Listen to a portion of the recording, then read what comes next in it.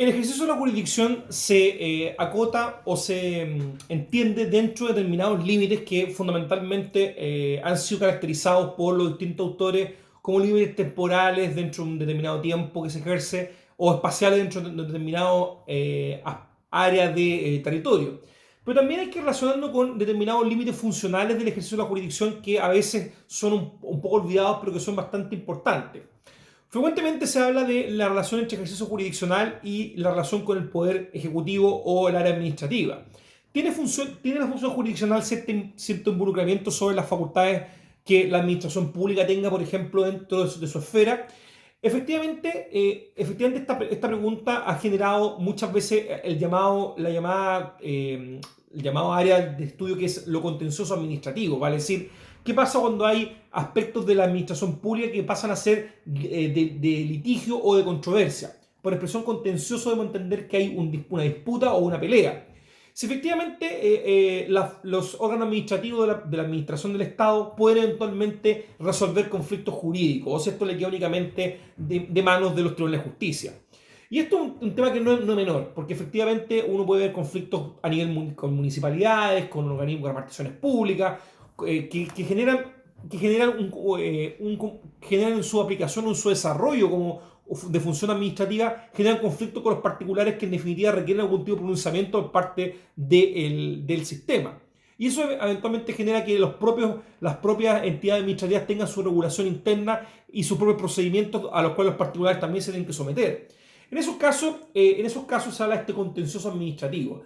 Pero esto no quita que la jurisdicción probablemente tal tenga competencia para conocer estos asuntos. Porque efectivamente, si se vulnera algún derecho de fondo, alguna ley mal interpretada o algún abuso grave, eventualmente puede intervenir los tribunales a través de los recursos correspondientes.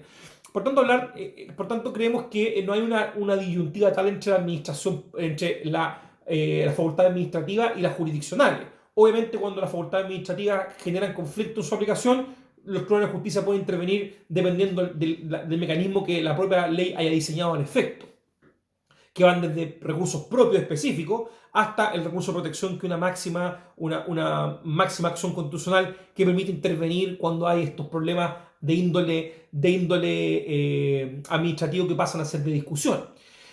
¿Qué pasa entonces también muy importante con el caso relativo a cuestiones donde no hay conflicto y sí son conocidos por los tribunales? Que pareciera ser una cuestión medio extraña, porque si dijimos que la jurisdicción lo que busca es resolver un conflicto jurídico, ¿ya? Dijimos entonces que si la administración provoca conflictos jurídicos, los tribunales son competentes para conocer de aquello. El problema que pasa cuando no hay un conflicto jurídico y la ley le entrega a los tribunales la resolución de un conflicto, perdón, la resolución de un asunto que no tiene conflicto, ¿ya? Que son los llamados asuntos no contenciosos o mal llamados jurisdicción voluntaria, que en definitiva no es jurisdicción voluntaria porque la jurisdicción es obligatoria, pero más que eso se refiere a asuntos donde no hay conflicto, no contenciosos. ¿Qué pasa con esos asuntos? ¿Por qué están entregados a los tribunales? Bueno, yo no puedo encontrar una serie de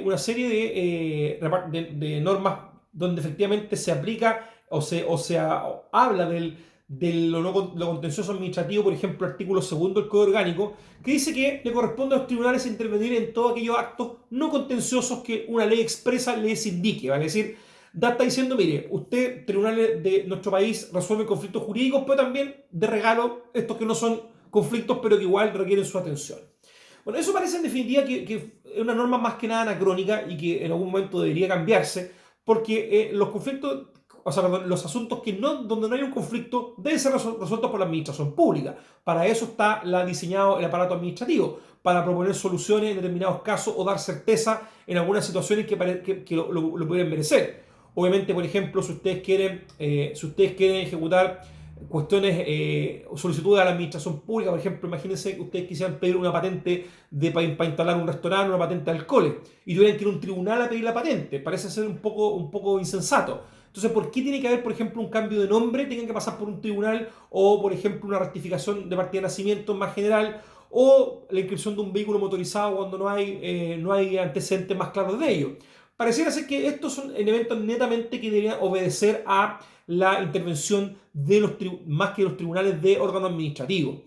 Porque por lo demás el estado de la tecnología no nos cabe ninguna duda que, por ejemplo, si alguien se quiere cambiar el nombre, que el ejemplo más clásico de acto no contencioso pareciera ser que pareciera ser que el registro civil está en plena posibilidad de poder valorarlo y poder tener una decisión al respecto que no sea en un conflicto. Porque por lo demás la esencia de los actos jurídicos no contenciosos actos judiciales no contenciosos, no es que haya, no es lo difícil de la materia, sino que no hay derechamente un contendor, no hay un contrincante que vaya a discutir eso.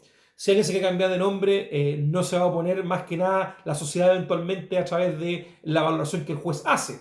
Pero no hay nadie que venga a decir, sabe que no me gusta que usted se cambie de nombre y quiero que usted se mantenga con su nombre.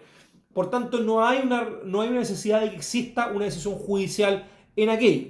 Bueno, obviamente el artículo 817 del CPC también nos dice cuándo va a haber un acto no contencioso. Y dice que la ley, efectivamente, la ley los crea y requiere expresamente la intervención de un juez y no se promueve contienda alguna entre partes. ¿Por qué lo hace? Porque por la confianza que existe en la justicia, ¿vale? Es decir, que la decisión del juez parece ser revestir de la ritualidad tal que va a ser algo más certero para quien recibe esta concesión o esta aprobación del tribunal. Obviamente, estos actos judiciales no contenciosos, lo cierto es que son varios: posesión efectiva, en algunos casos, inventario solemne, información de perpetua memoria, designación de tutores y cuidadores, parecen netamente cuestiones que no requieren intervenciones judiciales. Por tanto, el solicitante en este caso, que no es el demandante ni el litigante, sino que solamente un solicitante, pasa a ser únicamente una persona que quiere para su propia necesidad la declaración del tribunal. Pero estas cuestiones son conocidas por los tribunales de justicia sin haber un conflicto. Por tanto, cuando nosotros hablamos de esto, generalmente es algo medio sistémico. Y uno dirá, bueno, cuando uno define jurisdicción como la resolución de conflicto, dice, bueno, ¿y qué pasa con los cambios de nombre, por ejemplo? O con las posesiones efectivas. ¿Dónde está el conflicto ahí? Si no hay ningún tipo de conflicto. Bueno, para que ustedes lo sepan, netamente cuestiones de índole administrativa que son entregadas a los tribunales para una resolución determinada, por darle un poquito más de solemnidad, si se quiere decir de alguna forma. Pero eso no quita que la contienda entre partes sea el 99,9999 de los conflictos que son sometidos a conocimiento de los tribunales.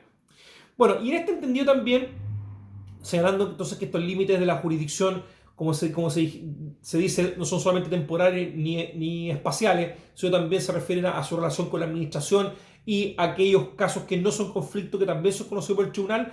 Lo cierto es que a eso se suma también las llamadas facultades o atribuciones conexas que tienen los tribunales a la jurisdicción, que pareciera ser un añadido que se le entrega a los tribunales para que puedan ejecutar la función jurisdiccional.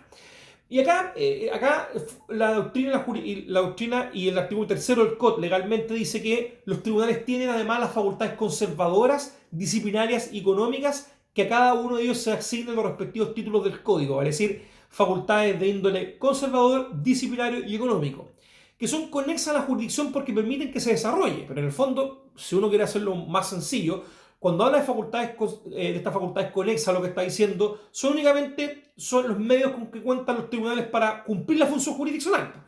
Para eso está hecho un tribunal, para decidir un conflicto jurídico.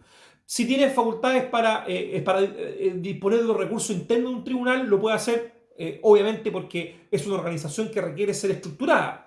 Y si tiene facultades para disciplinar a los miembros dentro del sistema, es una cuestión que netamente también es funcional a que se pueda decidir un caso concreto. Bueno, estas facultades, para que vamos viéndolas podríamos decir someramente, lo cierto es que las facultades conservadoras, disciplinarias y económicas están reguladas por el Código Orgánico, la Constitución y las leyes en distintos aspectos. Las facultades conservadoras se refieren en primer término a el hecho de que a los tribunales se les confiere el deber de velar por el respeto a la Constitución en el ejercicio de la función legislativa y por la protección y amparo de la garantía de derechos que la Constitución y la ley establecen. Bueno, esto, si ustedes me preguntan, por lo menos yo no veo ninguna diferencia entre una función jurisdiccional y una función conservadora. Porque cuando se ven las manifestaciones de la función conservadora, son todas manifestaciones relativas a, ¿qué cosa? Conocimiento de recursos, que es función jurisdiccional, inaplicabilidad de leyes, que es función jurisdiccional, y además también eventualmente la cautelar por derechos de las personas, función jurisdiccional. Salvo algunos aspectos que son bastante claros, por ejemplo, las visitas a los tribunales, las visitas de los jueces de garantía a las cárceles para ver las condiciones de los reclusos. Eso parecería ser una manifestación, sí, de algo más conservador de los derechos de las personas. pero obviamente eso se da dentro de un contexto de un litigio, ¿vale? Es decir, no hay una visita de por sí a personas que no estén privadas de libertad por un determinado juicio, un juicio criminal. Las facultades conservadoras entonces se manifiestan más que todo a propósito de la función jurisdiccional y lo que buscan es obviamente que la Constitución la Constitución actúe en los casos que debería actuar. La inaplicabilidad por inconstitucionalidad, como sabemos, se encuentra en el Tribunal Constitucional radicada, sin perjuicio que los tribunales puedan decretarla dentro de su facultad de interpretar el derecho. Por tanto, como les digo, la función conservadora no se diferencia mucho del ejercicio jurisdiccional en estricto rigor, ya que el ejercicio de esta facultad conservadora es netamente a través de acciones judiciales, que son obviamente conflictos que van a derivar, o decisiones que van a derivarse de conflictos jurídicos. Por tanto, difícil delimitar una de otra.